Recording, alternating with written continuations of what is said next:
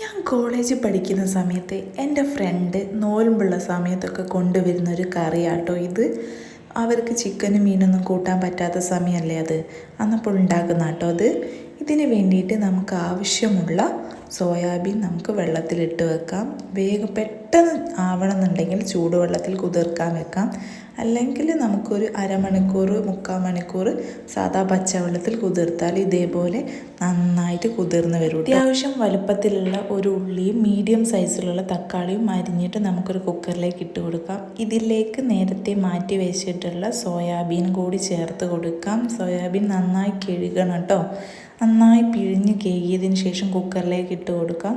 ഇതിലേക്ക് ആവശ്യത്തിനുള്ള മുളക് പൊടിയും കാശ്മീരി മുളക് പൊടിയും ചേർക്കണം കേട്ടോ, ഒരു കളറിന് വേണ്ടിയിട്ട്.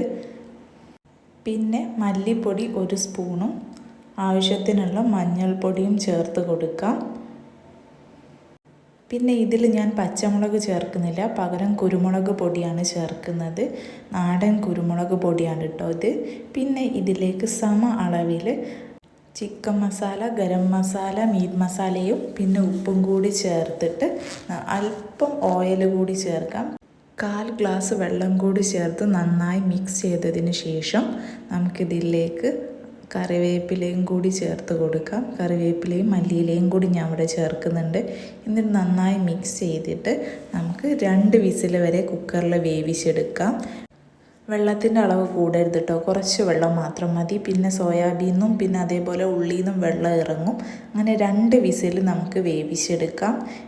നന്നായി വെന്തതിന് ശേഷം നമുക്കിത് നന്നായി ഇളക്കി കൊടുക്കാം. എന്നിട്ട് ഇതിലേക്ക് അല്പം കൂടി ഓയിൽ ചേർത്തിട്ട് ജസ്റ്റ് ആ വെള്ളം ഒന്ന് വറ്റിച്ചെടുക്കണം. ലോ ഫ്ലെയിമിലിട്ട് നമ്മളിങ്ങനെ വറ്റിച്ചെടുക്കണം. ബീഫൊക്കെ വെക്കുന്നത് പോലെയാണ് കേട്ടോ. അങ്ങനെ നന്നായി വറ്റിച്ചെടുക്കുമ്പോഴാണ് ഇതിന് കറക്റ്റ് ടേസ്റ്റ് വരിക. ഇടയ്ക്കിടയ്ക്ക് ഓരോ സ്പൂൺ ഓയിൽ ഒഴിച്ചിട്ട് നമുക്കിങ്ങനെ വറ്റിച്ചെടുക്കാം. ആവശ്യമാണെങ്കിൽ മാത്രം മസാലപ്പൊടികൾ കൂടി ചേർക്കാം. ബീഫ് പോലെ ടേസ്റ്റി സോയാബീൻ റെഡിയായി കേട്ടോ.